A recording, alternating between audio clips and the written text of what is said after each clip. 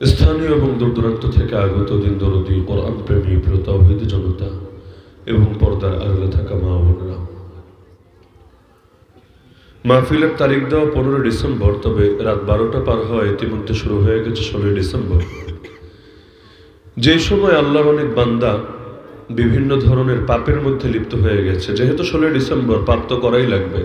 পাপ না করলে তাদের চেতনা বিকশিত হবে কিভাবে? পাপ ছাড়া আল্লাহর বান্দাদের চেতনাও ঠিকঠাকভাবে কোনো জায়গায় হক আদায় করে হয় না। দেখা যায় এই পাপগুলোকে এমন ইবাদতের পর্যায়ে নিয়ে গিয়েছে, এগুলোর মধ্যে যদি কেউ কোনো ত্রুটি করে, ভুল ঠিকই ধরে, কিন্তু সারা জীবন বসে রবের ইবাদত বন্দেগী না করলো, এটা নিয়ে কেউ ভুল ধরতে আসে না। দুদিন আগে ফুল দিতে গেল প্রধান উপদেষ্টাও, পায়ের মধ্যে জুতা ছিল, এটা নিয়ে পুরো দুনিয়া গরম যে পায়ে জুতা নিয়ে ফুল দিতে গেল কোন দুঃখে। এতে তো ইবাদতের অপমান হয়েছে, এতে তো কবিরা গুনাহ হয়ে গেছে, এতে তো বিরাট বড় এক পাপ করে ফেলেছে। এই পাপ কি কোনোদিন মাফ হবে? অথচ আল্লাহর বান্দা ঠিকমতো নামাজ পড়ে কিনা, অন্তত জুমার নামাজটা আদায় করে কিনা, যদি আদায় করে কোন মসজিদে করে, ন্যূনতম একটা ছবি আছে কিনা, কেউ কোনোদিন দেখেছে কিনা, এটা নিয়ে কোনো খোঁজ নেওয়ার গরজকে অনুভব করে না। কিন্তু ফুল দেওয়ার সময় পায়ে জুতা কেন থাকলো, এইটা নিয়ে টেনশনের ঘুম হয় না। তো রাত 12টা পার হয়ে গেছে, কোটি কোটি টাকার ফুল অপচয় হবে আজকের দিনে। যেই ফুলগুলোর কপালে শুধু এতটুকুই আছে, এটা নিয়ে নির্দিষ্ট এক জায়গায় রাখা হবে, আবার কয়েক ঘন্টা পর ঝাড়ু দিয়ে নিয়ে এগুলোকে বস্তাবন্দি করে ফেলে দেওয়া হবে। এই শুধুমাত্র চেতনা প্রকাশের জন্য কোটি কোটি টাকা ব্যয় করা হবে এমন এক দেশে, যেই দেশে 4 কোটির বেশি মানুষ ইতিমধ্যে দারিদ্র্য সীমার নিচে বসবাস করছে, যেই দেশে দ্রব্যমূল্যের ঊর্ধ্বগতির কারণে মানুষের নাভিশ্বাস ছুটছে, যেই দেশে অনেক মানুষের সংসার চালানো পর্যন্ত কষ্ট হয়ে যাচ্ছে, ওই দেশে শুধু ফুলের পেছনে এত পরিমাণ পাপ হবে। আর গান বাজনা যে কি হবে, নারী পুরুষের অবাধ ফ্রি মিক্সিং যে কি হবে, এগুলো তো আর বলা লাগবে না। শয়তান মহাখুশি হবে আজকের এই দিনে। তো আলহামদুলিল্লাহ, এমন এক পাপের সময়টাতেও, যে সময় অনেকে পাপে লিপ্ত, ওই সময় কোরআনের মহাব্বতে শীতকে উপেক্ষা করে, কুয়াশাকে উপেক্ষা করে এখানে সবরের সঙ্গে বসে থাকা, নিঃসন্দেহে এটা ছোটখাটো কোনো ব্যাপার না। এটা তো অন্তত কথার প্রমাণ যে এখনো আলহামদুলিল্লাহ আমাদের তরুণরা আল্লাহকে ভালোবাসে, আল্লাহ রসুলকে ভালোবাসে, দিলের মধ্যে ঈমানের প্রতি মহাব্বত লালন করে।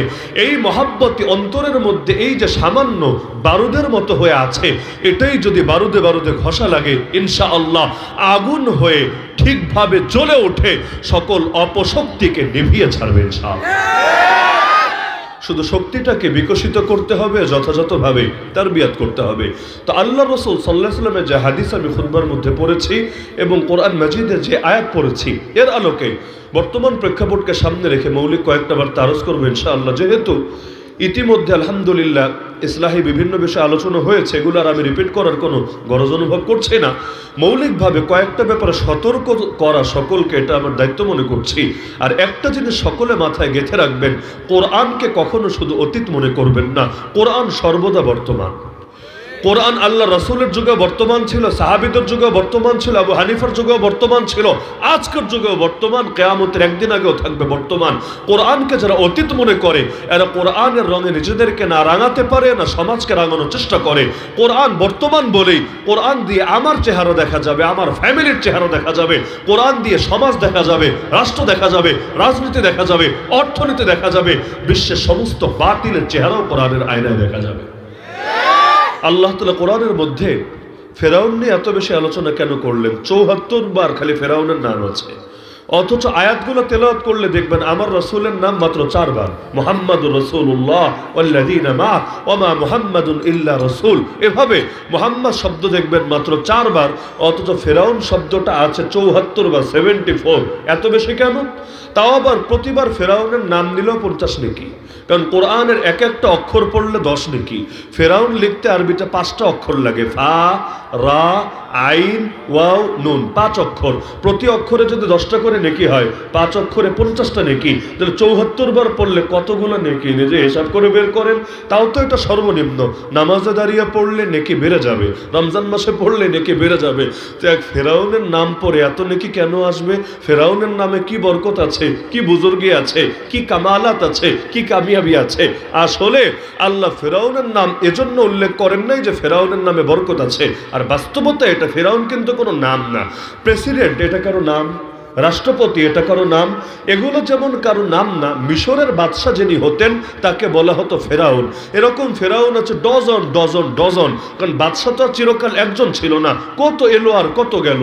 তো বাংলাদেশে যিনি বাদশাহ তারে যেমন বলে রাষ্ট্রপতি বাংলায়, তো যিনি মিশরের বাদশাহ হতেন তাকে বলা হতো ফেরাউন। এটা কোনো ব্যক্তির নাম না, তবে একজনের সঙ্গে ভাইরাল হয়ে গেছে। যেমন কাক নামে একটা প্রাণী ঠিকই আছে, কিন্তু কাউয়া বললে লোকে একটা প্রাণীরই বুঝবে। এরকম হয় যে মাঝে মাঝে এক এক শব্দই ব্র্যান্ড হয়ে যায়। বাংলাদেশে মুরগি চুরি করে এমন লোকের কি অভাব আছে? মৌলভীবাজার খুঁজলে কয়েক ডজন পাওয়া যাবে, কিন্তু মুরগি চোরা বললে সবার মাথায় একজনের দিকে যাবে। তো এগুলো কিছু ব্যাপার স্যাপার মাঝে মাঝে হয় আর কি। তো এগুলো যখন হয় নির্দিষ্ট ব্র্যান্ড হয়ে যায়, তখন আর ওই শব্দ বললে সবাইকে বোঝায় না। আবু জাহাল, আবু জাহাল মানে হলো গণ্ড মূর্খ। তো দুনিয়াতে মূর্খ লোক কি আর একটা দুইটা নাকি? গণ্ড মূর্খ বহুত আছে, কিন্তু আবু জাহাল বললে সবাই একটা লোককেই বোঝে। তো এইরকম দেখা যায় ফেরাউনকে নিয়ে আল্লাহ আলোচনা করেছেন এজন্য না যে ফেরাউনের নামের মধ্যে বুজুর্গে আছে, বরং এজন্য এক ফেরাউন লোকান্তরে লক্ষ ফেরাউন ঘরে ঘরে। আল্লাহ এক ফেরাউনের গল্প শুনিয়ে বান্দাকে বুঝিয়ে দিলেন কিয়ামত পর্যন্ত যত নিত্য নতুন ফেরাউন আসবে, ওই ফেরাউনদের মোকাবেলা বান্দা কিভাবে করবা, নবী মুসার মতো হাতে লাঠি নিয়ে সেই সবক তোমাকে শেখানো হবে কোরআনের পাতায় পাতায়। কারণ জালেম যতই আসুক, ছেলেরা ভালো বুঝবে, থিম একই থাকবে, জাস্ট ওয়ালপেপার চেঞ্জ হবে। ওয়ালপেপার এক এক সময় এক একটা দেওয়া হবে, মূল থিম একই থাকবে। আপনি কোরআনে যে জালেমদের নামগুলো উল্লেখ আছে, আপনি এক একটা চরিত্র নেন, মূল থিমটা দেখেন, এরপরে জামানার সঙ্গে মিলান, দেখবেন এমন অনেকের সাথে মিলবে যাদের খালি নামটা ভিন্ন, চেহারাটা ভিন্ন, গায়ের রং ভিন্ন, বাড়ির ঠিকানা ভিন্ন, কিন্তু মূল খাসলত একই এবং অভিন্ন। এটারই বলে থিম মিলে যাবে, ওয়ালপেপার ভিন্ন হবে। এ কারণে কোরআনকে কখনোই অতীত ভাবতে নাই, কোরআন সর্বদা বর্তমান। কোরআনের আলোকে বর্তমান কালেরও সমস্ত সমস্যা সমাধান খুঁজে পাওয়া যাবে। আজও এমন একটা সমস্যা পৃথিবীর বুকে কেউ দেখাতে পারবে না ওলামায়ে কেরাম যার সমাধান কোরআন সুন্নাহর আলোকে দিতে পারবে না। সব ধর্মগুলো ফেল মেরেছে এই তথ্য প্রযুক্তির যুগে এসে, শিল্প বিপ্লবের পরে বিশেষ করে সব ধর্ম ফেল মেরেছে। কেন? কারণ দেখেছে আধুনিক সমস্যাগুলো বুঝতে সক্ষম না, সমাধান দিবে দূরের কথা, মাথায় ধরে না। এমনকি বিজ্ঞানের সাথে ধর্মের দ্বন্দ্ব লাগলো কিভাবে? পাগলরা ভাবে যে ধর্ম মানেই মনে হয় বিজ্ঞানের পথে অন্তরায়। তো সেটা কোন ধর্ম? সেটা হলো ওই ধর্ম যেই ধর্মের অনুমোদন আল্লাহ দেন নাই। ইউরোপে যখন বিজ্ঞান এগিয়ে যেতে লাগলো, খ্রিস্টবাদ, এই খ্রিস্টবাদ একসময় সহি ধর্ম ছিল, কিন্তু আল্লাহর এটার একটা মেয়াদ দিয়ে দিয়েছিলেন। মেয়াদ হলো মুহাম্মদুর রাসূলুল্লাহ, সবাই বলেন সাল্লাল্লাহু আলাইহি ওয়াসাল্লাম, যতদিন দুনিয়াতে না আসবে, তার মানে তিনি যখনই দুনিয়াতে আসবেন এই ধর্মের এক্সপায়ার ডেট হয়ে যাবে। তখন ওষুধও যদি মেয়াদ উত্তীর্ণ হয়ে যায়, এক্সপায়ার ডেট হয়ে যায়, অনেক সময় এটা খেলে রোগ তো সারেই না, উল্টো নতুন নতুন রোগ শরীরে দেখা দেয়। তাহলে ওই ধর্ম যেহেতু আল্লাহ দিয়েছিলেন একটা লিমিটেড সময়ের জন্য, সময় যখন ফুরিয়ে গেছে, এবার যত সমস্যা আসতে শুরু করেছে, ওই ধর্ম পারছে না আর সেগুলো সমাধান দিতে। কারণ আল্লাহর বিবেচনায় ভবিষ্যৎ বলতে কিছু নাই, আল্লাহর বিবেচনায় সবই বর্তমান। 2024-এ 15 ডিসেম্বর কি হচ্ছে এটা যেমন আল্লাহ জানেন, আরে 3024-এ যদি দুনিয়াতে আসে ওই দিন কি হবে আপনি তো থাকবেন না, কিন্তু কে থাকবে রাজনগরের মাটিতে তিনি জানেন না কি জানেন না? জানেন। তা আল্লাহর বিবেচনায় অতীত, বর্তমান, ভবিষ্যৎ এগুলো ভাগাভাগি চলে না। তা আল্লাহ ইসলামটাকে দিয়েছেন কিয়ামত পর্যন্ত সময়ের জন্য, কিন্তু আগেকার ধর্মগুলো দিয়েছিলেন নির্দিষ্ট কয়েক বছর, কয়েক যুগ, কয়েক শতকের জন্য। তো যখন ধর্মের মেয়াদ শেষ হয়ে যায় তখন আর সেটা সমস্যা সমাধান দিতে পারে না। বিজ্ঞান যখন দেখলো খ্রিস্ট ধর্ম তার সমাধান তো দিতেই পারে না, উল্টো তার পথে কাটা বিছায়, তখন বলল এই ধর্ম আর চলবে না, ধর্মকে চিপায় ফেলো, ধর্মকে কোণঠাসা করো। ব্যাস, ইউরোপে শুরু হলো সেকুলারিজম, ধর্মনিরপেক্ষতাবাদ। মানে কি? ধর্মকে রাষ্ট্র থেকে আলাদা করো, রাষ্ট্রকে ধর্ম থেকে আলাদা করো। ধর্ম থাকবে গির্জায়, ধর্ম থাকবে চার্চে, ধর্ম থাকবে মন্দিরে, আর রাষ্ট্র চলবে রাষ্ট্রের গতিতে। রাষ্ট্র চলবে কোন ফর্মুলা দিয়ে? যেই ফর্মুলা মানুষ নিজেরাই বসে বসে বানাবে।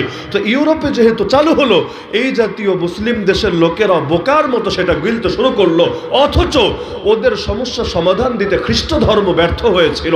আল্লাহর কসম, ইসলাম কোনোদিন ব্যর্থ হয় নাই, হবেও না।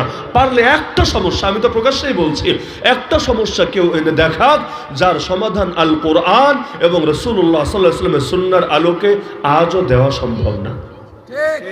দুনিয়া হয়েছে আধুনিক আর ইসলাম হলো সর্বাধুনিক। দুনিয়া হয়েছে আধুনিক, ইসলাম হলো সর্বাধুনিক, এটা কখনোই পুরনো হবে না, কেউ কখনো পুরনো প্রমাণ করতে পারবে না। তো আজকের এই দিনে 1971 সালে যদিও স্বাধীনতা এসেছিল, ভৌগোলিক স্বাধীনতা বটে, কিন্তু একটা কথা বললে অনেকে কষ্ট পেতে পারেন, তারপর বাস্তবতাটা বলে ফেলি, সেটা হলো স্বাধীনতা তো এসেছে, তবে আজও মুক্তি আসেনি। কোন কোন ক্ষেত্রে আসেনি একেবারে ডজন ডজন উদাহরণ দেওয়া সম্ভব। সবচাইতে বড় এই উদাহরণ যথেষ্ট আমাদের জন্য যে আল্লাহর জমিনে আল্লাহর বান্দা আজও গায়রুল্লাহর গোলামি থেকে, তাগুতের গোলামি থেকে, বাতিলের গোলামি থেকে মুক্ত হতে পারেনি। আরে যদি মুক্ত হতেই পারতাম, আজও স্বাধীন বাংলাদেশে পতিতালয় খোলা আছে কোন যুক্তিতে? যদি মুক্তই হতে পারতাম, আজও এই স্বাধীন বাংলাদেশে মদের বারগুলো লাইসেন্স দিচ্ছে কিভাবে? আজও এই স্বাধীন বাংলাদেশের অর্থনীতি সুদের ভিত্তিতে পরিচালিত হচ্ছে কিভাবে? আজও নবীর দুশমন কাদিয়ানীদেরকে অমুসলিম ঘোষণা না করে থাকছে কিভাবে? আজও বেহায়াপনা, বেলাল্লাপনা, অশ্লীলতার পক্ষে দাগাবাজি করছে এবং পক্ষাবলম্বন করছে কিভাবে? আজও ওলামায়ে উম্মতের মুখে তালা লাগানোর ব্যবস্থা করে রেখেছে কিভাবে? আজও হক কথা বলার কারণে, হকের পথে চলার কারণে জাতির শ্রেষ্ঠ শ্রেষ্ঠ সন্তানদের বিরুদ্ধে ষড়যন্ত্র করে কিভাবে? কোন ক্ষেত্রে মুক্তি এসেছে? যদি বলেন অর্থনৈতিক মুক্তি এসেছে, তাহলে অর্থনীতিকে সুদমুক্ত করা গোলো না কেন? বাংলাদেশের অর্থনীতির মেরুদণ্ডের নামই সুদ, কেউ অস্বীকার করতে পারবে না। যদিও পুঁজিবাদ চলে না এখানে পুরোপুরি, কিন্তু মিক্সড ইকোনমিও যা চলে, মিশ্র অর্থনীতিও যা চলে, এর মূল ভিত্তি সুদ। সুদ ছাড়া কিচ্ছু হয় না এখানে। এমনকি রাষ্ট্রের অর্থনীতির ভিত্তি যদি সুদ থাকে, ব্যক্তিগত জীবনে আপনি সুদ না খেলেও আল্লাহর গজব থেকে বাঁচবেন কিভাবে আমাকে বলেন? যদি রাষ্ট্রের উপর গজব আসে, আপনিও তো এখানেই থাকেন, আপনারাও তো গজবে মরতে হবে। কারণ ব্যক্তিগত পাপের কারণে ব্যক্তিগত আযাব আসে, জাতীয় পাপের কারণে ব্যক্তিগত আযাব আসে না, জাতির উপরে আযাব চলে আসে। সুদ মানে হলো আল্লাহর বিরুদ্ধে যুদ্ধ। সূরা বাকারায় আছে, ফাইল্লাম তাফআলু ফাআযানু বিহারবিন মিনাল্লাহি ওয়া রাসূলিহি। বাংলাদেশে কোন বাপের বেটা বলতে পারবে আল্লাহর বিরুদ্ধে যুদ্ধে নেবে? তার সক্ষমতা আছে, সেই যুদ্ধে বিজয় ছিনিয়ে আনবে। সুদ মানে 70টা গুনাহ, সর্বনিম্ন গুনাহ নিজের আপন মায়ের সাথে জিনা করা। এইরকম নিকৃষ্ট গুনাহকে যদি অর্থনীতির মেরুদণ্ড বানানো হয়, মুক্তি আসলো কিভাবে? আজও বাংলাদেশের রাজনীতি চলে পশ্চিমা বিশ্বের আদলে। আজও এই দেশের রাজনৈতিক কাঠামো গড়া হয় নাই মুহাম্মদুর রাসূলুল্লাহ সাল্লাল্লাহু আলাইহি ওয়াসাল্লাম এবং খুলাফায়ে রাশিদিনের তরিকা অনুসারে। কেন? যাদের কাছে আল্লাহ রাসূলের আদর্শ আছে, আবু বকর, ওমর, ওসমান, আলী রাদিয়াল্লাহু আনহুম আজমাইনের আদর্শ আছে, পারলে আগে কেউ প্রমাণ করুক এর চাইতে সুন্দর কোন আদর্শ পৃথিবী কোনদিন দেখেছে না কেউ আবিষ্কার করতে পেরেছে? যদি নাই পারে, আমাদেরকে আদর্শ কেন ব্রিটিশের থেকে চুরি করতে হবে? আমাদেরকে আদর্শ কেন আমেরিকার থেকে কপি করতে হবে? আমাদেরকে রাজনৈতিক আদর্শ কেন দিল্লির থেকে শিখতে হবে? আমাদেরকে রাজনৈতিক আদর্শ কেন চায়না, রাশিয়া থেকে আমদানি করতে হবে? আমাদের জন্য কি আল্লাহর শিক্ষা যথেষ্ট না? রাসূলুল্লাহর শিক্ষা যথেষ্ট না? খোলাফায়ে রাশিদিনের শিক্ষা যথেষ্ট না? যদি যথেষ্টই হয়, 90% মুসলমানের দেশে আজও বিজাতীয় আদর্শ চলে কিভাবে?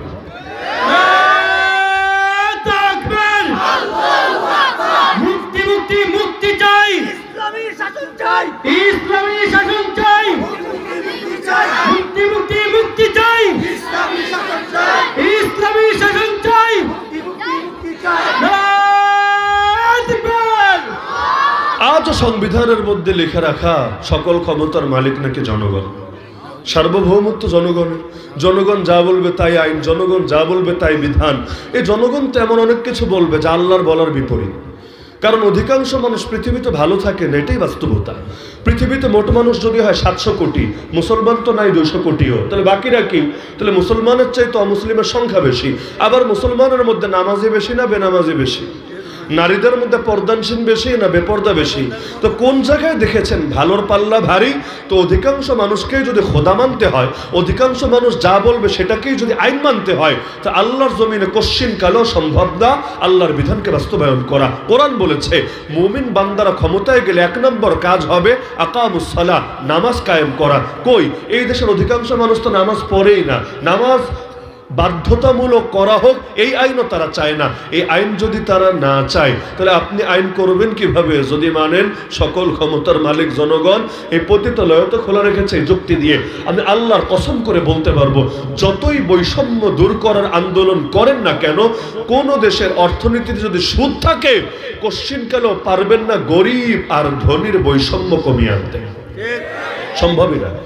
বাংলাদেশে 95% মানুষ, 95 জন বলি নাই, 95% বুঝেন? 18 কোটি যদি মোট নাগরিক হয়, 95% কত পার্সেন্ট হয় হিসাব করেন। এই 95% মানুষের হাতে যত টাকা আছে, বাকি 5%-এর কাছে এর চাইতে অনেক বেশি টাকা আছে। কি বিশ্বাস হয়? এক একজনের দুর্নীতির তালিকা দেখলেই তো মাথায় ধরে না যে এটা লিখতে শূন্য কয়টা লাগবে। যেই পরিমাণ চুরি করেছে, যেই পরিমাণ টাকা পাচার করেছে, এইটা লিখতে গেলে জিরো কয়টা লাগবে, লেখা লেখা চেক দেওয়া লাগে, মাথায় ধরতে চায় না, রাডারে ক্যাচ করে না যে কি পরিমাণ তারা দুর্নীতি করেছে। অথচ আপনার মাসে 10,000 টাকার জন্য, 20,000 টাকার জন্য মাথার ঘাম পায়ে ফেলা লাগে, রক্তকে পানি করা লাগে। এরপর মাসের 20 তারিখ আসলে আর চোখে দেখেন না ঠিক মতো, পুরো দুনিয়াটা সর্ষে ফুল মনে হতে থাকে। ঈদের সময় আসলে বাচ্চার চাহিদা মেটাতে গিয়ে নিজের আর নতুন জামাও কেনা হয় না অনেকের। আরে কত মানুষের বাবা বিছানায়, মা বিছানায়, পারে না ভালো একটা হসপিটাল নিয়ে ট্রিটমেন্ট করাতে।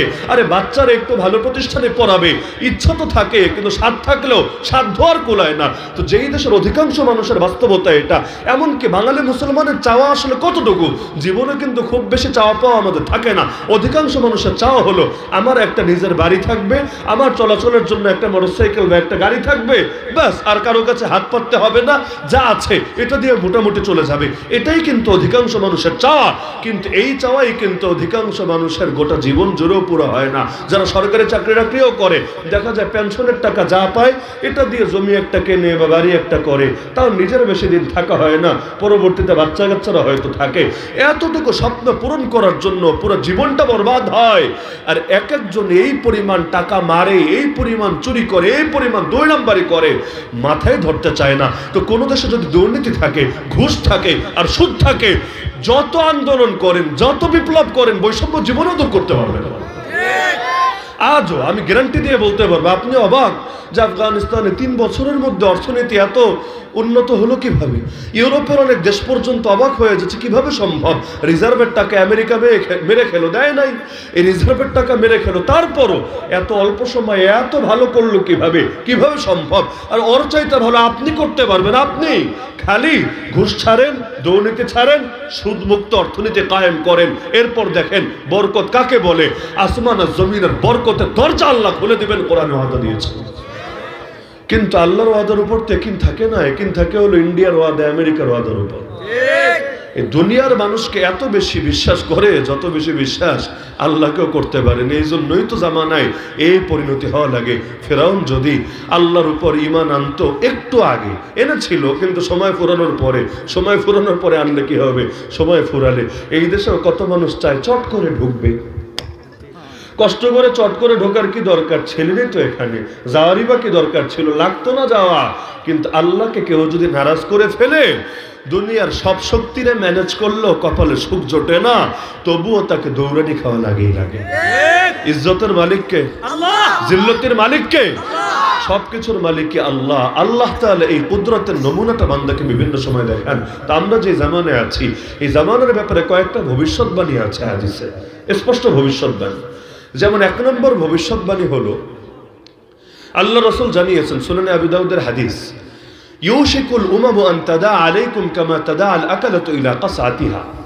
শীঘ্রই এমন সময় আসবে, 1500 বছর আগে বলছেন, শীঘ্রই, অচিরেই এমন সময় আসবে যখন দুনিয়ার সব জাতিগোষ্ঠী একদল আরেক দলকে ডাকাডাকি করে তোমাদের উপর, তোমাদের মানে মুসলমানদের, তোমাদের উপর এমনভাবে ঝাঁপিয়ে পড়বে যেভাবে প্রচন্ড ক্ষুধার্ত ব্যক্তি খাবারের প্লেট পেলে ঝাঁপিয়ে পড়ে। সাহাবীর অবাক, ইয়া রাসূলুল্লাহ কি বলেন, কেন এমনটা কেন হবে? আমিন কিল্লাতিন নাহনু ইয়াউমা ইযিন, সেদিন আমরা সংখ্যায় কম থাকবো বলে? নবীজি বললেন, না, সংখ্যায় কম থাকবা না, বাল আনতুম ইয়াউমা ইযিন কাসীর, সেই সময় সংখ্যায় থাকবা অনেক বেশি। নবীর জামানায় মুসলমান 2 লাখও ছিল না, আর আজকে 200 কোটি। তাহলে সংখ্যায় কত গুণ বেশি? 2 কোটি থাকলেও কথা ছিল, 2 লাখও না, আর আজকে 200 কোটি। তাহলে ওই সময়ই যদি মুসলমানের এত ইজ্জত থাকে, দেখেন না ওমর রাদিয়াল্লাহু আনহুকে বলেন অর্ধ জাহানের খলিফা। ওমর কবে শাসনে বসেছেন? আল্লাহ রাসূলের ওফাতের মাত্র 2 বছর পর। 2 বছর সামথিং শাসন করেছেন আবু বকর রাদিয়াল্লাহু আনহু। এরপরে যিনি গদিতে এসেছেন তার নাম আমিরুল মুমিনিন ওমর রাদিয়াল্লাহু আনহু। তাকে আপনি বলছেন অর্ধ জাহানের খলিফা, এই অল্প কয়েকজন মুসলমান নিয়ে। তাহলে আজকে তো আমাদের পূর্ণ জাহানের খলিফা থাকার কথা। যুক্তি তো এটাই বলে, ওই সময়ে যদি এত দূর আগাই তাহলে ধীরে ধীরে তো অল্প অল্প করে হেঁটে হেঁটে আগালেও সারা দুনিয়া জয় করে ফেলার কথা। আজকে কি?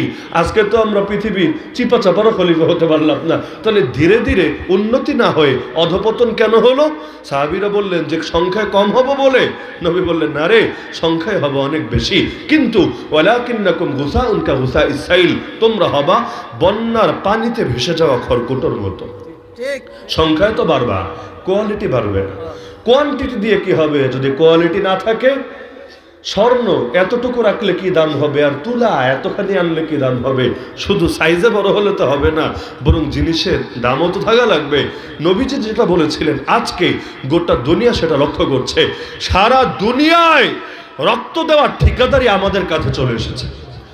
আরাকানে তাকান তাও আমাদের রক্ত, কাশ্মীরে তাকান তাও আমাদের রক্ত, অযোধ্যায় তাকান তাও আমাদের রক্ত, দিল্লিতে তাকান, গুজরাটে তাকান, আসামে তাকান তাও আমাদের রক্ত, চীনের উইঘুর জিনজিয়াংয়ে তাকান আমাদের রক্ত, আরে মালি সোমালিয়ায় থাকান আফ্রিকা মহাদেশের আমাদের রক্ত, আর ইয়ামান সিরিয়ায় তাকান মিডল ইস্টে আমাদের রক্ত। কোথায় তাকাবেন? ফিলিস্তিনের কাহিনী কে না জানে, সিরিয়ার কাহিনী কে না জানে? তো গোটা দুনিয়ায় রক্ত দেওয়ার ঠিকাদারি আমাদের কাছে চলে এসেছে। তাও যদি এমন হতো রক্ত দিয়েও ইজ্জত পাওয়া যেত আলহামদুলিল্লাহ, কিন্তু রক্তও দিতে হবে, আবার গালিও খেতে হবে। ওরা এত মারার পরও জঙ্গি হবে না। ইসরায়েল ধর্মের নামে মানুষ মারে, ওরা বলে ইহুদি রাষ্ট্র বানাবে, ওরা বলে দাজ্জাল রাষ্ট্র বানাবে, তারপরও ইসরায়েলের ইহুদিদেরকে কেউ জঙ্গি বলবে না। বিজেপি ধর্মের নামে মানুষ মারে, গরু রক্ষার নামে কত হাজার মুসলমানকে আঘাত করেছে, কত শত শত মুসলমানকে শহীদ করেছে, কত মা বোনকে বিভিন্ন সময়ে ধর্ষণ করেছে। আরে গুজরাটেরই তো বিচার হয় নাই। এই গুজরাটের কসাই নরেন্দ্র মোদী এখন তো সর্বসর্বা হয়ে বসে আছে। বাবরি মসজিদ ভেঙে রাম মন্দির বানিয়েছে, জ্ঞানবাপী মসজিদ দখল করে রেখেছে। উত্তরপ্রদেশের এক প্রাচীন মসজিদ, সেটাতে পর্যন্ত জয় শ্রীরাম বলে ঢুকতে চেয়েছে, মুসলমানরা বাধা দিয়েছে। পুলিশ জায়গার উপর পাখির মতো গুলি করে 3 জন মুসলমানকে শহীদ করে দিয়েছে। এই গত 3-4 দিন আগে 200 বছরের প্রাচীন একটা মসজিদকে বুলডোজার দিয়ে অর্ধেকের বেশি গুড়িয়ে দিয়েছে। এমন আজমির শরীফ, যেটা নিয়ে বিগত 800 বছরে কেউ কোনো বিতর্ক তোলে নাই, একটু শব্দও বলে নাই, আজমির শরীফ পর্যন্ত ভাঙার চেষ্টা চালাচ্ছে।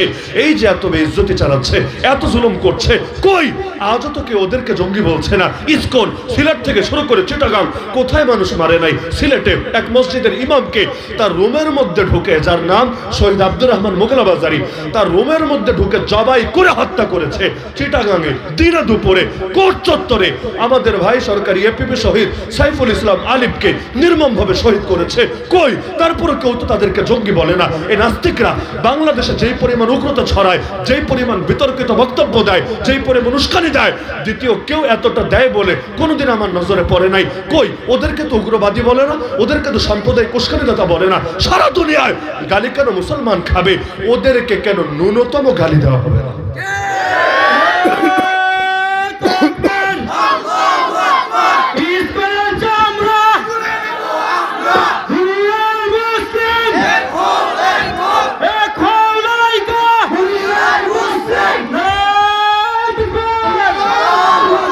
ভাবটা এমন যেন দুনিয়ার মধ্যে মুসলমানদের জন্যই তাদের বাপদাদার সম্পত্তি জঙ্গিবাদ শব্দ।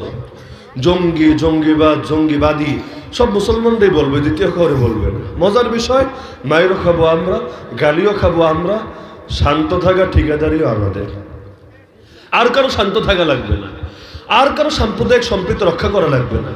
আমরা রাতের বেলা গিয়ে তোমাদের উপাসনালয় পাহারা দেব, নিজেদের পড়ালেখা ফেলে রেখে, নিজেদের ইবাদত বন্দেগী ফেলে রেখে, নিজেদের গুরুত্বপূর্ণ কাজ ফেলে রেখে, আর দিনের বেলা তোমরা আমাদের মসজিদে পাথর মারবা, তারপরও তোমাদের নিষিদ্ধের দাবি তোলা যাবে না, কারণ তোমরা ধোয়া তুলসী পাতা। কে আজীব তামাশা! তার মানে দুনিয়ায় মুসলমানদের কোনো দামই দেওয়া যাবে না। এখন তো পত্রপত্রিকা আসে না, প্রতিদিন কি হারে মুসলমান মরে খবরও নেই। এই যে সিরিয়া দেখেন, এত কাল সে আরব বসন্ত ব্যর্থ হওয়ার পর থেকেই তো গৃহযুদ্ধ চলছে।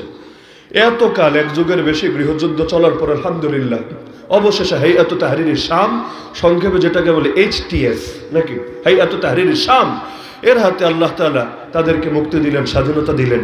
যদিও তাদের মধ্যে দল অনেক, আঞ্চলিক দল অভাব নেই, কিন্তু এর মধ্যে জুলানিকে আল্লাহ তাআলা একটা মাকাম দিয়ে দিলেন, তার নেতৃত্ব সবাই মেনে নিল। একটা দেশ এতকাল যুদ্ধ করে মাত্র থামলো কয়টা দিন সময় দেয়? যেই দিন মিষ্টি বিতরণ করলো, যেই দিন আনন্দ মিছিল করলো, ওই দিন পার হওয়ার আগেই ইসরায়েল আমেরিকা একসঙ্গে মিলে বোমা হামলা শুরু করে দিল। কেন? আমেরিকার তো খুশি হওয়া দরকার ছিল, বাস্তবে খুশি হওয়া দরকার ছিল। কেন জানেন? কারণ বাশার আল আসাদ যে এতদিন ক্ষমতায় ছিল, তো রাশিয়ার দালাল, পালিয়েও গিয়েছে রাশিয়ায়। কে কোথায় পালায়া যায় এইটা থেকে কে কার দালালি করে এটাও বোঝা যায়, কারণ সবকিছু তো গোপন রাখা যায় না। বাংলাদেশে হুজুরদের গালি দিত, হুজুররা পাকিস্তান পন্থী, ভালো কথা। 2021 জেলে ঢুকে গণগ্রেফতারির সময় 3000-এর বেশি আলেম তালিবুল ইলম জেল খাটলাম। আমি 1 বছর, কেউ 2 বছর, মামুনুল হক সাহেব 3 বছর। এই যে লম্বা লম্বা সময় যে জেল খাটলো, পাকিস্তান থেকে একটাও বিবৃতি এসেছিল? কারো জানা আছে? আসে নেই। কিন্তু এই চিন্ময় দাস ব্রহ্মচারী, যাকে কিনা তার দল ইসকন বহিষ্কার করেছে, তাও বাংলাদেশ শাখা থেকে না, একেবারে আমেরিকা থেকে। ওদের হেড অফিস কিন্তু দিল্লিতে না, হেড অফিস আমেরিকায়। মজার মজার ব্যাপার, কাদিয়ানীদের হেড অফিস হলো কোথায়? লন্ডনে। দুনিয়াতে আর জায়গা পায়নি, লন্ডন শরীফের মধ্যে গিয়ে হেড অফিস গেড়েছে। দ্বিতীয় কোনো একটা মুসলিম পার্টি দেখাতে পারবেন তাদের হেড অফিস এখানে? না। তৈরিও করেছে ব্রিটিশরা, আজও পর্যন্ত পালেও ব্রিটিশরা। এমনকি বাস্তবতে এটি আমরা দাবি করি সরকারের কাছে ওদের অমুসলিম ঘোষণা করেন, আমরাও জানি, ভালো করে জানি, কোন সরকারের বাপেরও ক্ষমতা নেই অমুসলিম ঘোষণা দিবে। বলবেন কেন? আজকে ঘোষণা দেখ না, দেখবেন পশ্চিমা বিশ্ব একেবারে পিছন গরম করে দিয়েছে। বাস্তবতে এটা, এখন এদেরকে এরা পালে না। আরে বাংলাদেশে কাদিয়ানি কয়টা? আমি নিজে পঞ্চগড়ে গিয়েছি, কাদিয়ানিতে সবচাইতে বড় জায়গা আহমদনগর একটা গ্রাম আছে, বিশাল গ্রাম। জেলখানার আর কি দেয়াল, এর চাইতে উঁচা উঁচা দেয়াল দিয়া, মানে ভিতরে যে কি চলে দেখতেও পারবেন না, নিজ চোখে আমি দেখে এসেছি। ওইটা দেখেই আমি বাস্তব অভিজ্ঞতার আলোকে বলতে পারি, ওই এলাকায় যারা সংসদ সদস্য পদপ্রার্থী মানে এমপি হতে চায়, ওরাও যদি কাদিয়ানিদের একটা ভোটও না পায় কোনো লস নাই, মানে তার এমপি হওয়া আটকে থাকবে না। এই পরিমাণ বাইরের মানুষ আছে, ওরা সংখ্যায় এত কম। এমনকি আপনাদের কি ধারণা, আজকে বাংলাদেশে যে রাজনৈতিক দলগুলো আছে, যারা আগামী দিনে ক্ষমতায় আসতে চায়, ওরা যদি আজকে ঘোষণা দেয় যে তোমরা যদি আমাদেরকে ভোট দাও, পার্লামেন্টে যদি আমরা সংখ্যাগরিষ্ঠতা পাই, আমরা ক্ষমতায় এসে কাদিয়ানিদেরকে অমুসলিম ঘোষণা দিব, এই ঘোষণা যদি দেয়, আপনাদের কি ধারণা জনপ্রিয়তা কমবে না বাড়বে? বাড়বে। এত বাড়বে, আগে যারা ওই দল করতো না, এরাও তাদের পক্ষে বলবে, আমি বলবো, আমরাই বলবো, সব হুজুররা বলবে ধন্যবাদ, একটা কাজের কাজ করেছো, ওয়াদাটা খালি রক্ষা কইরো, আমরা আছি তোমাদের সাথে, তোমরা ক্ষমতায় গিয়ে এই কাজ করতে পারলে আল্লাহ 1000 বছর তোমাদেরকে হায়াত দেখ। এই কথা সবাই বলবে, একটা লোক নাই যে বিরুদ্ধে বলবে, একমাত্র কাদিয়ানি ছাড়া একটা লোক নাই যে বিপক্ষে বলবে। তারপরে ওয়াদা দেয় না কেন? ওরা কি জানে না যে এই দেশের মানুষ কি চায়, মানুষের পাবলিক সেন্টিমেন্ট কি? এটা রাজনীতিবিদরা জানে না? রাজনীতিবিদরা না জানলে কে জানবে? তাদের কাজই তো এটা, জানে, ভালো করে জানে, তবুও দেবে না কেন জানেন? কারণ উপর থেকে যদি ইশারা ভিন্ন দিকে আসে, জনগণ পক্ষে থেকেও লাভ হবে না। কারণ বিগত নেত্রী কিন্তু বারবার বলেছে বিভিন্ন কথায় যে 2001 সালে ইন্ডিয়ারে খুশি করি নাই, তাই ক্ষমতায় আনে নাই। মানে কি? তার মানে এই দেশে খালি ভোট পাইলেই ক্ষমতায় আসা যায় না, বরং বাইরের শক্তিগুলোরে ম্যানেজ করে রাখা লাগে। কে যে কিভাবে আনে আল্লাহ ভালো জানে। এখন তো আর গোপনে বলে না, প্রকাশ্যেই বলে। কেউ কেউ হয়তো দেখেছেন, কেউ দেখেননি। ইন্ডিয়ার এক টিভি চ্যানেলে, নাম বলার দরকার নেই, এটা ঘাটাঘাটি যারা করেছেন নজরে পড়বে, না পড়লেও 2-4 দিনের মধ্যে জেনে যাবেন। এক লোক যাকে রয়ের আনঅফিসিয়াল মুখপাত্র বলা যায়, মোটামুটি রয়ের প্রতিনিধিত্ব করে এবং সে যা বলে অনেক কিছু বাস্তবতার সাথে মিলে, প্রকাশ্যে উপস্থাপককে বলছে যে 20 জানুয়ারিটা যাক, তারপর বাংলাদেশের সাথে আসল বোঝাপড়া হবে। মানে ট্রাম্পের বায়াত গ্রহণ শেষ হোক, দায়িত্ব গ্রহণ শেষ হোক, তারপর বাকি খেলা হবে। কিভাবে? সে স্পষ্ট বলল যে দিল্লির পাশে না থেকে, ইন্ডিয়ার সাথে কাজ না করে বাংলাদেশ টিকবে কিভাবে সেটা আমরা দেখব। কারা কারা বিপক্ষে বলবে, তখন উপস্থাপকরা বলছে আপনি নিজেই খবর পাঠ করবেন যে আজকে বাংলাদেশের অমুক জাতীয় নেতা গুম হয়ে গেছে, আজকে অমুক টেররিস্ট খুন হয়ে গেছে, আজকে অমুক গুপ্ত হত্যা শিকার হয়েছে। খালি এই খবরগুলোই বলবেন, কিন্তু এইটা কোনোদিনও বলতে পারবেন না কে হত্যা করেছে, কে গুম করেছে, কে নাই করেছে, বলতে পারবেন না। খালি বলবেন এগুলো হয়েছে। এই কথার মধ্যে যে কি ইঙ্গিত আছে যারা বোঝার ঠিকই বুঝে গিয়েছে। কারণ বাস্তবতা এটাই, এই দেশে যারা গ্রেফতার হয়েছে, যে 2021-এ যে আমরা গ্রেফতার হয়েছি, যারা ক্ষমতায় ছিল ওদেরকে আমি দায়মুক্ত ঘোষণা করব না। আমাদের জীবন থেকে যে 1 বছর কেড়ে নিয়েছে, আমাদের ঈদের দিনগুলো যে রিমান্ডে কেটেছে, কোশ্চেন কালেও তো আমি মাফ করতে পারবো না। না, আমি পৃথিবীর সব পাপীরা মাফ করতে পারলো, এই জুলুমকে আমি মাফ করব না। হাসরের ময়দানে আল্লাহর কাছে বিচার দিবই দিব, ধর্মই ধর্ম ইনশাআল্লাহ। ওই সিরিয়ার সেই বাচ্চা যেমন বলেছিল আল্লাহকে গিয়ে সব বলে দিব, হয়তো বলেও দিয়েছে। আল্লাহ হয়তো এই বাচ্চার কথাও শুনেছে, আল্লাহ তাআলা তার অঞ্চলকে স্বাধীনও করে দিয়েছে। তা আমরা ইনশাআল্লাহ বলবো হ্যাঁ। তারপরও বাস্তবতা এটাই, ওই 2021-এর যে গণগ্রেফতারি এসেছে, যেমনি ভাবে আমাদের উপর যারা ক্ষমতায় চেপেছিল তাদের দায় আছে, এর চাইতে বেশি দায় অধিকার আছে। এর সবচাইতে বড় নমুনা তো এটাই। ড্যাডি অফ দ্য নেশনের মূর্তি নিয়ে যখন আন্দোলন হলো, সারা দেশে আলেম ওলামা একসঙ্গে গর্জে উঠলো। মনে থাকার কথা, ভাস্কর্য বিরোধী আন্দোলন যেটাকে বলেন। যখনই আন্দোলন হলো, হ্যাঁ আমরা নিজেরাই সাক্ষী, বহু ঝামেলা পোহাতে হয়েছে, কত সত্য। অনেক জেলায় যেতে দেওয়া হয় নাই, অনেক জায়গায় মাহফিল করতে দেওয়া হয় নাই। এগুলো তো ঝামেলা বিগত দিনে স্বাভাবিক ছিল। আপনাদের এই মাহফিলও তো আমার গত বছর আসার কথা, আসতে পারি নাই বেদাতীদের ঝামেলার কারণে। তো ভাস্কর্য বিরোধী আন্দোলনের সময় এই ঝামেলা আরো অনেক বেশি ছিল, কথা সত্য। এমনও হয়েছে যে আলেমরা যেতে পারে নাই বিভিন্ন জায়গায়। কিন্তু এই পুরো ঘটনায় দেশ উত্তপ্ত ছিল। ক্ষমতাসীন দলের বিভিন্ন শাখা তারাও খুব জোরে সোরে বক্তৃতা করছিল, হুমকি ধমকি দিচ্ছিল।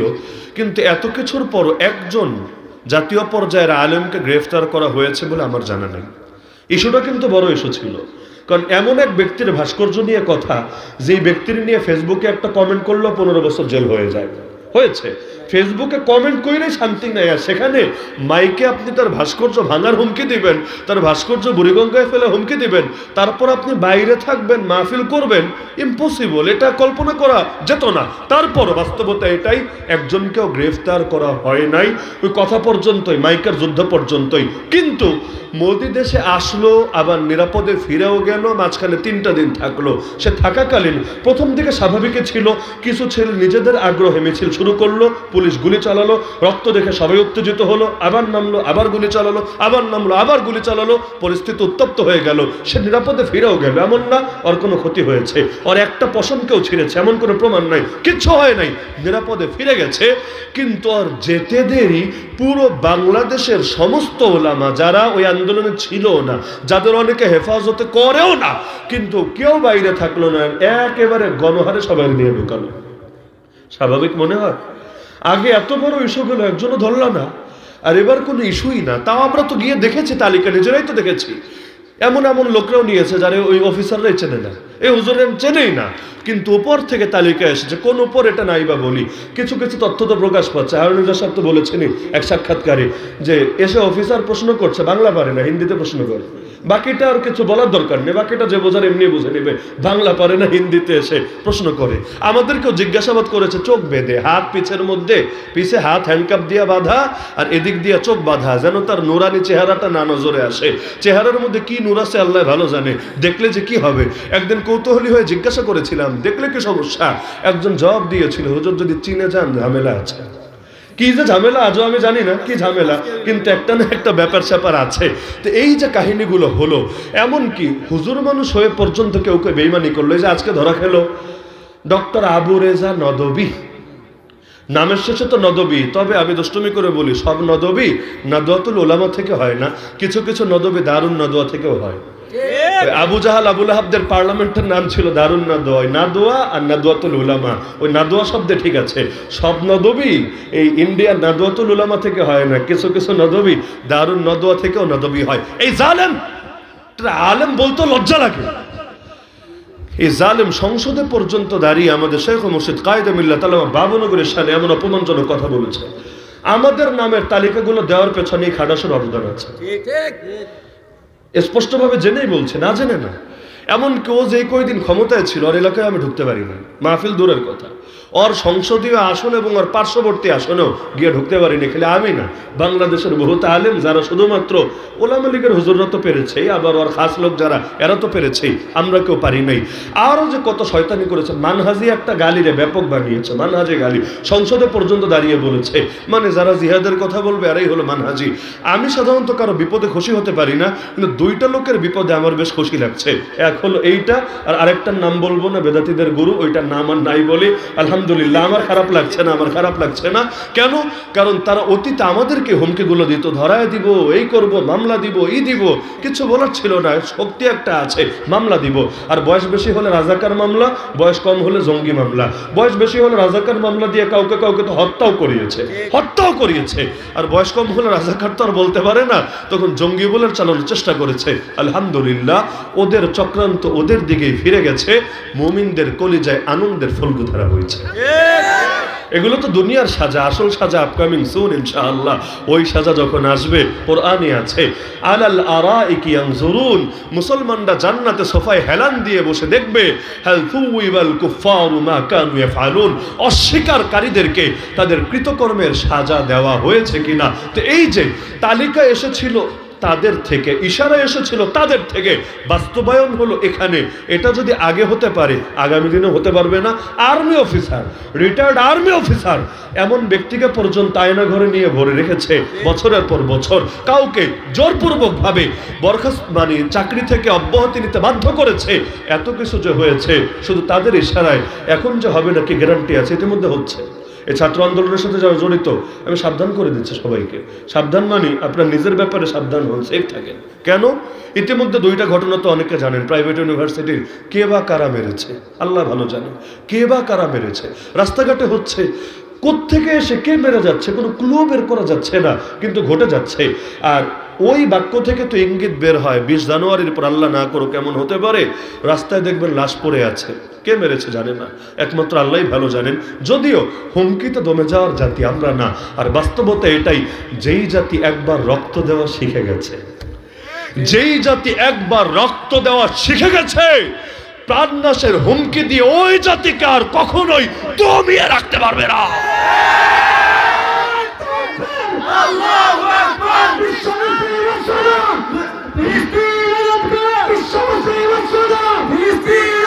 আমরা দুনিয়াতে এসেছি মরার জন্য, চিরকাল থাকার জন্য না। হ্যাঁ, সেই মৃত্যু যদি হয় ইজ্জতের মৃত্যু, এর চাইতে বড় সৌভাগ্যের বিষয় কি হয়? মরতে তো একদিন হবেই হবে। মাথা নিচু করে মরার চাইতে মাথা উঁচু করে মরাই তো ভালো। আর শিয়ালের মতো বাঁচলেও ওই কয়দিন বাঁচবো, সিংহের মতো বাঁচলেও সেই কয়দিন বাঁচবো। জন্ম হয়েছে পরে, মৃত্যু হবে কবে ওই ফয়সালা লেখা হয়েছে আগে। সবই যখন চূড়ান্ত, বাতিলকে ভয় করার কি আছে? বাঁচবো যখন একবারই বাঁচবো, সিংহের মতো বাঁচবো। এই কপাল নত করলে একমাত্র আল্লাহর সামনে নত করব। কিন্তু বাতিল কল্লা কাটতে পারে, কিন্তু এই মাথা কখনো নত হতে পারে না বাতিল আর তাগুতের সামনে। আল্লাহু আকবার। ইসলাম দিন ইসলাম জিন্দাবাদ জিন্দাবাদ। ইসলাম দিন ইসলাম জিন্দাবাদ জিন্দাবাদ। ইসলামের শত্রুরা হুঁশিয়ার সাবধান। ভারতীয় আগ্রাসন ভেঙে দাও গুড়িয়ে দাও। ভারতীয় আগ্রাসন ভেঙে দাও গুড়িয়ে দাও। লড়াই লড়াই লড়াই চাই, লড়াই করে বাঁচতে চাই। শাহজালালের তলোয়ার গর্জে ওঠো আরেকবার। শাহপরানের তলোয়ার গর্জে ওঠো আরেকবার। নারায়ে তাকবীর। আল্লাহ। এই জাতির নেতৃত্ব থেকে আমি এখন আর ব্যক্তিগতভাবে ওয়াফাদারি আশা করি না, আসলে করি না। কিভাবে করব, কার কাছে করব বলেন? এখন যারা আছে, ধরেন সবচাইতে নিরপেক্ষ যাদেরকে ধরা যায় বা লোকে বলে, যাদের রক্তের উপর ভর করে আপনি ক্ষমতায় আসলেন, তাদের রক্তের কতটুকু মূল্যায়ন হলো? এখনো পর্যন্ত আহত রোগীরা কাতরাচ্ছে। আমার সামর্থ্য নাই ব্যক্তিগতভাবে কার কি বা করার আছে। এক একজনের পেছনে এমন এমন সমস্যা, 50 লাখ 1 কোটি টাকা ব্যয় হবে, এটাই বাংলাদেশের কয়েকজনের ব্যক্তিগতভাবে সামর্থ্য আছে। কিন্তু এই যে মানুষগুলো কাতরাচ্ছে, একটু কি দিলে মায়া লাগে না? দুদিন পর পর এক একজন মারা যাচ্ছে, একটা উপদেষ্টা পর্যন্ত জানাজায় আসছে না। অথচ আপনি রাজনীতিবিদ না, আপনি জীবনে কোনোদিন দায়িত্বে আসার কথা না, কিন্তু এরা রক্ত দিয়ে আপনাকে আনলো, এরা রক্ত দিয়ে আনলো, আপনি তাদেরকে মূল্যায়ন করতে পারলেন না, অন্যরা কি মূল্যায়ন করবেন, কি আশা করতে পারি? কারা শহীদ হয়েছে আজও তালিকা চূড়ান্ত হয় নাই, কয়জন মারা গিয়েছে আজও পর্যন্ত অফিসিয়ালি তথ্য প্রকাশিত হয়েছে, হয় নাই, কার কাছে কি আশা করব? আরে দেশ যায় যায় এটা নিয়ে খবর নাই, জয় বাংলা স্লোগান নিয়ে টেনশনে শেষ নাই। ঠিক। বাংলাদেশের এমন একটা ইস্যু চলছে, কারো খবর নেই, আমার তো মাথায় ধরছে না সবাই একসাথে এত গাফেল কিভাবে হয়। বাংলাদেশের 270 কিলোমিটার সীমান্ত ইতিমধ্যে অরক্ষিত হয়ে গেছে, জানি না? এই মিয়ানমারের সাথে বাংলাদেশের সীমান্ত আছে 270 কিলোমিটার, পুরোটা এখন বিদ্রোহী সংগঠনের দখলে। কোন বিদ্রোহী সংগঠন? নাম হলো আরাকান আর্মি, উগ্র বৌদ্ধ মুসলমান। আরাকান নাম শুনলে এবার মুসলমান ভাইবেন, আরাকান আর্মি যারা কিনা গণহত্যার শরিক ছিল, মুসলমানদের রক্ত খেয়েছে যারা, ওই জালেমরা ইতিমধ্যে বাংলাদেশের সাথে যে সীমান্ত মিয়ানমারের পুরোটা দখলে নিয়েছে, পুরোটা, কিছু বাদ নাই। আর ওদের আর্মিকে, মিয়ানমার আর্মিরা যে ভাগিয়েছে, ওদের সব অস্ত্র ফেলে চলে গিয়েছে। তো এদের কাছে অস্ত্রের ভান্ডারেরও কমতি নাই। আর শোনা যাচ্ছে ইতিমধ্যে এদের সাথে ইন্ডিয়া হাত মিলিয়েছে। অস্বাভাবিক না? কারণ তাকে 7 সিস্টার্স বাঁচাতে হবে, বাংলাদেশ তো বেয়াদবি করছে। যদি মাঝখানে আবার গলাটা চেপে ধরে, চিকেন নেক ছোট্ট একটা গলা চেপে ধরলে ইন্ডিয়ার কি হবে? অর্থ বাঁচাতে হবে, বাংলাদেশে চাপে রাখতে হবে, পার্বত্য অঞ্চলকে আলাদা করতে হবে। পার্বত্য অঞ্চলে এত সন্ত্রাসী বাহিনী অস্ত্র পায় কোত্থেকে? জিবরিলে আমিন অস্ত্র দিয়ে যায় নাকি মঙ্গল গ্রহ থেকে এলিয়ান অস্ত্র দিয়ে যায়? অস্ত্র আসে কোত্থেকে? আবার হামলা চালায় বর্ডার ক্রস করে যায় কোথায়? আর্মিও ধরতে পারে না, বিজিবিও ধরতে পারে না, যায়টা কোথায়? এদেরকে পালে কেন? কেন পালে? এই যে সীমান্ত ইতিমধ্যে অরক্ষিত হয়েছে, আর যদি কক্সবাজারের উপর হামলা চালায়, আর যদি টেকনাফের উপর হামলা চালায়, কার কাছে বিচার দিবেন? মিয়ানমারে কোনো সরকারই নাই, আর্মির কাছে বিচার দিয়েও লাভ নেই, তারা বলবে এলাকা আমাদের দখলে নাই, বিচারটা দিবেন কার কাছে? পুরোটা যদি হামলা চালায় কিচ্ছু করার থাকবে না আপনার, যুদ্ধ বাঁধাবেন ওদের সাথে, যুদ্ধ বাঁধালেও দেখবেন আপনার দুশমন আপনার পক্ষ না নিয়ে ভিন্ন পক্ষ নিয়ে গেছে। অথচ এটা নিয়ে কোনো চিন্তাই নাই। এরা যতদিন থাকবে রোহিঙ্গা সংকটেরও তো সমাধান হবে না, কারণ রোহিঙ্গাদেরকে বৌদ্ধরা ফেরত নেবে, প্রশ্নই আসে না। যারা রোহিঙ্গাদের দেখলেই গুলি চালাচ্ছে, ইতিমধ্যে কয়েক ডজন শহীদ করে ফেলেছে, যেখানেই পাচ্ছে ওরা বলে রোহিঙ্গারা হলো সরকারের দালাল, রোহিঙ্গারা হলো সামরিক বাহিনীর দালাল, ব্যাস ট্যাগ একটা লাগিয়ে দিয়েছে। বিগত দিনে যেমন রাজাকার আর জঙ্গি ট্যাগ লাগলেই হলো, মারলে আর কোনো সনদ লাগে না, ব্যাস মেরে ফেলছে। এই যে 10 লাখের বেশি রোহিঙ্গা বাংলাদেশে আছে, কিভাবে সংকটের সমাধান করবেন? দরকার ছিল রোহিঙ্গাদেরকে ময়দানে পাঠিয়ে দেন, এরা জিহাদ করুক, আপনিও সাধ্যমতো সহযোগিতা করেন, রাষ্ট্রীয়ভাবে দরকার নেই, বরঞ্চ বাকি অন্যভাবে ইনশাআল্লাহ আল্লাহ ইন্তজাম করবে। কিন্তু ওইগুলোর কোনো খবর নাই, সবাই ব্যস্ত বড় বড় বোতল টানার ভেতরে। হ্যাঁ, সবাই ওই বোতল টানে না, খারাপটা ভাবার দরকার নেই, পানির বোতলই হয়তো টানে, ললিপপি হয়তো খায়, পটেটো চিপসি হয়তো খায়, কিন্তু ব্যস্ত আছে বিভিন্ন জন বিভিন্ন আমলে। কিন্তু দেশ যে যায় এইটা নিয়ে কোনো খবর আছে? দরকার ছিল। আর ইসরায়েল যদি পারে, কোরিয়া যদি পারে, বাংলাদেশ পারবে না? কোন দুঃখ! ইসরায়েলে প্রতিটা প্রাপ্তবয়স্ক নাগরিককে বাধ্যতামূলক মিলিটারি ট্রেনিং দিতে হয়। কোরিয়ার মধ্যে আইন করে দিয়েছে প্রতিটা সক্ষম পুরুষকে বাধ্যতামূলক ট্রেনিং দিতে হবে। ইসরায়েলে পুরুষ না, মহিলা সহ। এমনকি শুধু ট্রেনিং দিয়ে শেষ না, তাকে আর্মির সাথে জয়েন করে, পুরুষ হলে 2 বছর, নারী হলে কয় মাস পর্যন্ত ডিউটি করতে হবে। কারণ শুধু ট্রেনিংয়ে হবে না, প্র্যাকটিক্যাল অভিজ্ঞতা লাগবে। ওরা বুঝেছে, এই জাতি বোঝে নাই। কেন? ওদের স্বাধীনতা টিকানোর দরকার আছে, আমাদের দরকার নাই। ওদের সার্বভৌমত্ব সুরক্ষার দরকার আছে, আমাদের দরকার নাই। ওদের জাতি বাঁচানোর দরকার আছে, আমাদের দরকার নাই। আমাদের হুমকি তো আরও বেশি। আমাদের আশপাশে তো অন্য কোনো দেশের বর্ডারই নাই। ওই নামকাওয়াস্তে একটা যা ছিল, ওইটার কাহিনী তো শোনালাম। তা আমরা তো আরো বেশি ঝুঁকিতে, মুসা নবীর জাতির মতো, এক পাশে সাগর আর এক পাশে ফেরাউন এসেছে। এবার কি হবে? হয়তো স্পেশাল কারামত লাগবে, না হলে তো লড়াই করতে হবে। লড়াই যদি করতে চাই, প্রস্তুতি কোথায়? রব্বুল আলামিন তো 10 নম্বর পারায় সূরা তাওবায় প্রস্তুতি গ্রহণ করাকে ফরজ বলে ঘোষণা করেছেন। ফরজ, লড়াই করা যেমন ফরজ, প্রস্তুতি গ্রহণ করাকে আল্লাহ ফরজ বলেছেন। নামাজ পড়া যেমন ফরজ, উযু করো আপনার জন্য ফরজ। কেন? উযু ছাড়া নামাজ হবে না। যেটা ছাড়া যেটা হয় না, ওইটাও জরুরি হয়ে যায়। তো প্রস্তুতি ছাড়া লড়াই হয় নাকি? হয় না। তো দরকার তো ছিল সবাই প্রস্তুত হবে। হ্যাঁ, এই জাতি প্রস্তুত হয়ে আছে। ক্রিকেট খেলবে বলে, ফুটবল খেলবে বলে, নতুন নতুন সিনেমা দেখবে বলে, পর্নোগ্রাফির আড্ডায় তারা জমবে বলে, কিন্তু কারো কোনো খবর নাই। হ্যাঁ, খবর আছে, এই যে 16ই ডিসেম্বর আসছে, সকালে কোরআন তেলাওয়াত হবে, এরপর গান বাজনা হবে, শেষের দিকে আবার হুজুর এসে দোয়া করে দিয়ে যাবে। কিসের ভেতর যে কি পান্তা ভাতে ঘি মাথায় ধরে না, মাঝে মাঝে সংসদ অধিবেশন শুরু করে, প্রথমে এক কার হিসাবে সে কি সুন্দর করে কোরআন শরীফ পড়ে, আরবিও পড়ে, বাংলাও পড়ে, বাংলা অনুবাদও পড়ে।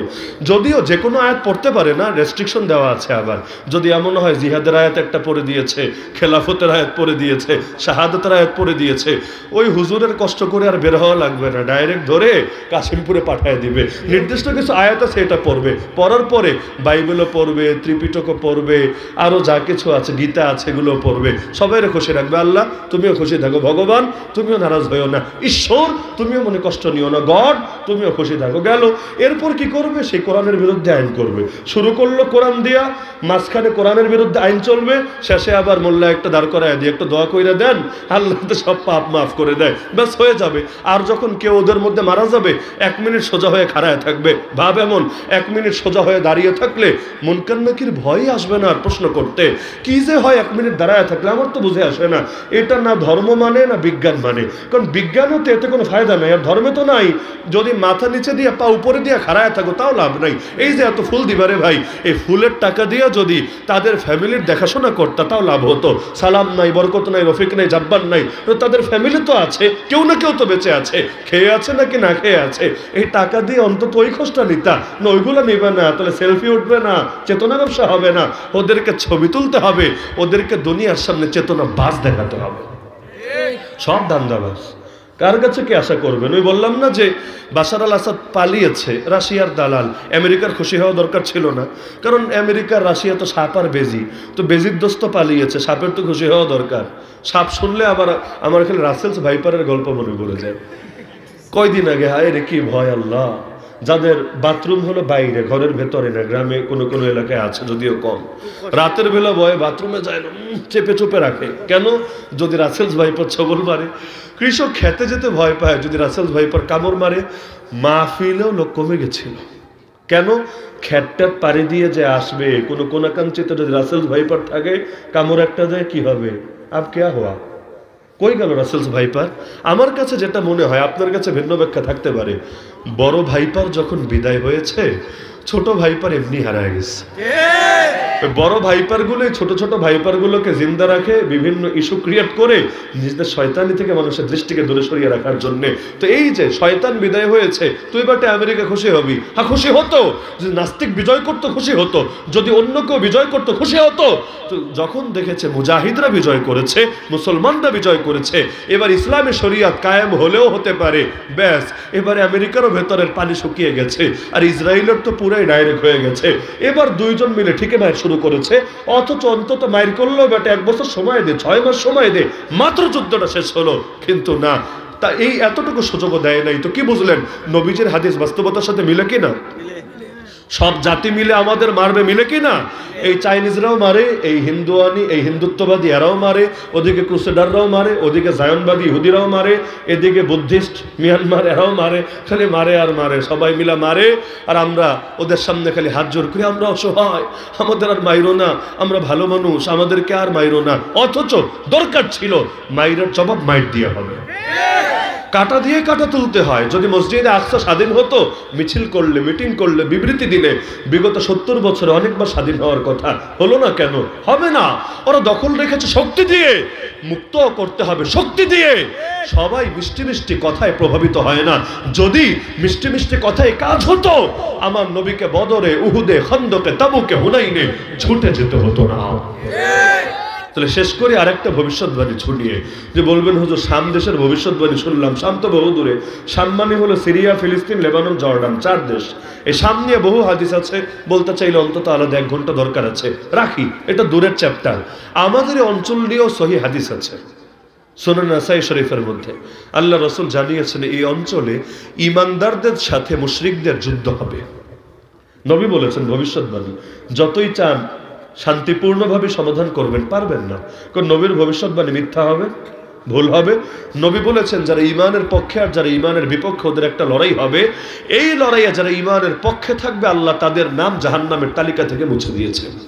ইসাবাতানি মিন উম্মতি আহরাজাহুম আল্লাহু মিনান নার, ইসাবাতুন তাগজুল হিন্দ, ইসাবাতুন তাকুনু মা ঈসা ইবনে মারইয়াম। সুনান নাসাই 2য় খণ্ডে সাহাবী সাওবান রাদিয়াল্লাহু আনহু থেকে এই হাদিসটা বর্ণিত আছে।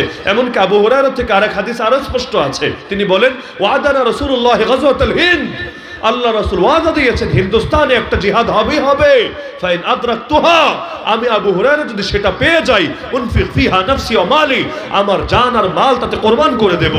যদি আমি মরে যাই সমস্যা নাই, আল্লাহ আমাকে সর্বশ্রেষ্ঠ শহীদ বানিয়ে দিবেন। আর যদি জান নিয়ে ফিরে আসি এতেও লস নাই, আল্লাহ আমার নাম জাহান্নামের তালিকা থেকে মুছে দেবেন। হয়তো আমরা সেই সময়ের খুব কাছাকাছি। তাহলে আমি যুবকদের কাছে বিনীত প্রত্যাশা রাখি, 1 নম্বর ব্যক্তি জীবনে প্রত্যেকে প্রস্তুত হন, 1 নম্বরে মরার জন্য প্রস্তুত হন। কারণ মরার জন্য যদি আমরা ঐক্যবদ্ধ হতে পারি সবাই বেঁচে যাবো ইনশাআল্লাহ। তো বাঁচার জন্য যদি ঐক্যবদ্ধ হই, সবার মরা লাগবে, উপায় নাই। এজন্য মরার জন্য আমরা রেডি হই, মানসিকভাবে মরার জন্য রেডি হয়ে যাই। হ্যাঁ, মরণ যখন আছে তখনই আসবে, কিন্তু আসুক, আমি অন্তত তওবা করে রেডি, ইস্তেগফার করে রেডি। এই মুহূর্তে আসলে লস নেই, আল্লাহ আমি তোমার সাথে মিলিত হতে রাজি আছি। বুখারীতে হাদিস আছে যে আল্লাহর সঙ্গে মিলিত হতে ভালোবাসে, আল্লাহ তার সঙ্গে দেখা করতে ভালোবাসেন। আর যে আল্লাহর সঙ্গে সাক্ষাৎ করতে অপছন্দ করে, আল্লাহ তার সঙ্গে সাক্ষাৎ করতে অপছন্দ করেন। আমি প্রত্যেককে বলি, ওমর রাদিয়াল্লাহু আনহুর মতো দোয়া শুরু করে দেন। এই দোয়া বুখারীতে আছে, আল্লাহুম্মা রযুকনি শাহাদাতান ফি সাবিলিক, হে আল্লাহ আপনার রাস্তায় শাহাদাত দান করেন। যদি বলেন ওমরের মতো দোয়া করব কেন, তাহলে নবীর মতোই করেন। নবী বলেন লাওয়াদিতু, আল্লাহ আমার বড় ইচ্ছা হয়, আন্নী আগযু ফি সাবিলিল্লাহি ফাউকতাল, আমি তোমার রাস্তায় জিহাদ করব, করতে করতে শহীদ হব। তাহলে যেটা মনে হচ্ছে এটা বলেন। তাহলে এই শাহাদাতের জন্য দোয়া শুরু করে দেন, আল্লাহ যাতে আপনার জানটাকেও তার দ্বীনের জন্য কবুল করেন। রক্তের প্রথম ফোঁটা মাটিতে গড়িয়ে পড়ার আগেই আল্লাহ সব পাপ মাফ করে দিবেন। শুধু তাই না, রূহটাকে নিয়ে জান্নাতের সবুজ পাখির ভেতর ঢুকিয়ে দিয়ে বলবে, বান্দা ডানা মেলে মেলে উঠতে থাক আর জান্নাতের নাজ নেয়ামত ভোগ করতে থাক। আর কি লাগে? এক জীবনে আল্লাহর সন্তুষ্টি পেয়ে গেলেই চলবে। এমনকি সারাদিন ওরাওরি শেষে রাতের বেলা আসবে, আরশের নিচে ঝুলন্ত দীপাধার থাকবে, সেখানে এসে আল্লাহর উদ্দেশ্যে সেজদায় লুটিয়ে পড়বে। আল্লাহ বলবে, বান্দা কি চাস বল না। বলবে, আল্লাহ কিছু চাওয়ার বাকি আছে, যা চেয়েছি তা তো পেয়েছি, যা কোনোদিন কল্পনায় আসে নাই তাও দিয়েছ, আর কি চাইবো? আল্লাহ বলবে, না বান্দা চাইতে হবে, জানিস না আমি চাইলে রাজি, না চাইলে নারাজ। বলবে, আল্লাহ আরেকটা বার দুনিয়া পাঠায় দাও না, আরেকবার শাহাদাতের মজা নিয়ে আসে। তো কি মধু আছে শাহাদাতে, যেটার জন্য বান্দা জান্নাত পর্যন্ত ছেড়ে আসতে চাইবে। একটা শ্রেণী এমন, জান্নাতে একবার গেলে আবার আসতে চাইবে, দ্বিতীয় কেউ বলবে না আল্লাহ ভুলেও না, বহু কষ্ট করে আসছি, নফস বড় বেত্তমিজ, এই শয়তান বহুত জ্বালায়, অনেক কষ্টে এসেছে, আর দ্বিতীয়বার যেতে চাই না, থুক্কু। কিন্তু এক শ্রেণী বলবে, আল্লাহ অন্তত 10 বার পাঠাও, 10 বার, যাতে করে প্রতিবার শাহাদাতের মজা নিয়ে আসতে পারি। তা আমরা কি চাই না সেই শ্রেণীর অন্তর্ভুক্ত হতে? আমাদের ভাইয়া জান্নাতে হয়তো পাখি হয়ে উঠছে, আবু সাইদ উঠছে, মুগ্ধ উঠছে, আবরার ফাহাদ উঠছে, আমাদের ভাই শহীদ সাইফুল ইসলাম আলিফ হয়তো উড়ে বেড়াচ্ছে। ইনশাআল্লাহ আল্লাহ চাইলে আমরাও একদিন মিলিত হব তাদের সাথে। মরার জন্য প্রস্তুত হন, শারীরিকভাবে প্রস্তুত হন, কারণ লড়াই করতে চাইলে তো একটু মেহনতের অভ্যাস থাকাই লাগবে। আর যদি এমন হয় বড় আরাম পেয়ে একটু এদিক সেদিক হলেই একেবারে জান্ডা বের হয়ে যায়, শহরের ব্রয়লার মুরগিদের মতো। আজকাল শহরে বহুত ব্রয়লার মুরগি থাকে না, একটু রুটিন এদিক থেকে সেদিক হলে শেষ, ওগুলো আর কিছু লাগবে না। ওগুলার খালি গায়ে রোদের নিচে যদি জালেমরা ধরে দাঁড় করায় রাখে 12 ঘন্টা, শেষ, জীবনে আর কিছু লাগবে না, টেম্পার এখানেই বের হয়ে যাবে। আমরা শারীরিকভাবে প্রস্তুত থাকবো নবীর সাহাবীদের মতো করে। আবু জাহালকে বিদায় করেছিল কে জানেন সবাই? 2টা ছোট ছোট বাচ্চা, জানেন না? 2 ছোট ছোট বাচ্চা, একজনের নাম মুআদ, একজনের নাম মুআওয়াজ। এরাই যদি উম্মতের ফেরাউনকে জাহান্নামে পৌঁছাতে পারে, আপনারা তো বড় হয়ে গেছেন। মুহাম্মদ বিন কাসেম 18 বছরে, মাত্র 18 বছরে হিন্দুস্তানের জমিনে ইসলামের পতাকা উড়িয়েছে। আপনার বয়স কত হয়েছে? তারেক বিন জিয়াদ কত বছরে স্পেন দখল করেছে? আপনার বয়স কত হয়েছে? আরে অতীত একটু ভাবেন না, সামনে জীবন এমনিও কেটে যাচ্ছে, অমনিও কেটে যাচ্ছে, কয়দিন পড়তে এমনি টেম্পারলেস হয়ে যাবেন। সুতরাং সময় থাকতে সময়কে কাজে লাগান, রক্ত বড় দামি হবে। আমি শুধু এটাই চিন্তা করি, আরে কোটি টাকা দিয়েও যা করা যেত না, আমাদের রক্ত দিয়ে সাইফুল ইসলাম আলিফটা করেছে। একজন মানুষের জানাজায় লক্ষ লক্ষ লোক আসবে, যাদের মধ্যে হাজার হাজার হাফেজ আলেম। ভাবতে পারেন আপনি কত বড় বড় পীর মাশায়েখ সবাই মিলে যখন দোয়া করবে, আল্লাহুম্মা গফির লিহাইয়িনা ওয়া মাইয়িতিনা ওয়া শাহিদিনা ওয়া গায়িবিনা ওয়া সাগীরিনা ওয়া কাবীরিনা, এই যে জানাজায় দোয়া করবে, আল্লাহকে একজনের দোয়া কবুল করবে না? আল্লাহকে কারো দোয়ার উসিলা থেকে মাফ করবে না? আরে আপনার জানাজায় কয়জন আসবে রে ভাই? কিন্তু কিছু করার চেষ্টা করেন না, রক্তটাকে দামি বানান। মরার পরে অমর হয়ে থাকবেন ইনশাআল্লাহ, মরার পরেও অমর হয়ে থাকবেন ইনশাআল্লাহ। আজও উসামা নাম শুনলে আমেরিকা কেঁপে ওঠে, আজও মোল্লা ওমর নাম শুনলে বাতিলের ঘুম যায় হারাম হয়ে, আজও সালাহুদ্দিন আইয়ুবী নাম শুনলে ইসরায়েলের ইহুদিদের কাপড় যায় ভিজে। তো সুতরাং আপনার নামও যদি নাম হতে পারে তাদের মতো, আজও আওরঙ্গজেব আলমগীরের কথা বলেন অথবা সুলতান মাহমুদ গজনবীর কথা বলেন, আরে মহীশূরের টিপু সুলতানের কথা বলেন, এদের নাম শুনলে নরেন্দ্র মোদীরও মাথা ঘুরতে থাকে। সুতরাং আপনাকেও তো আল্লাহ একটা জীবন দিয়েছে, যৌবন দিয়েছে, এমনিও মরবেন অমনিও মরবেন। চেষ্টা করেন না রক্তটাকে দামি বানানোর জন্য, মরেও অমর হয়ে থাকার জন্য। পারবেন তো ইনশাআল্লাহ? তা আমি সতর্ক করে গেলাম নবীজির হাদিসের আলোকে।